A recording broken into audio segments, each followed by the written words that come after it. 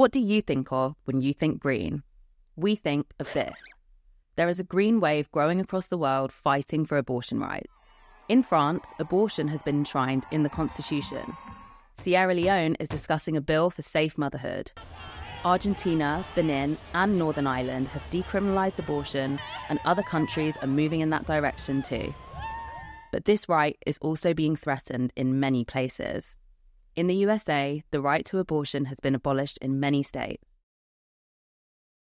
And in Poland, there is a near-total abortion ban. Most people, when asked, think abortion should be legal.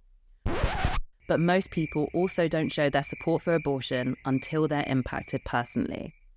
But if we all show up for abortion rights, it's harder to take them away from us. You could show up by renaming your favourite Spotify playlist, or writing abortion is a human right in lipstick on a bathroom mirror, or baking a green cake for abortion rights, or embroidering an abortion rights cushion,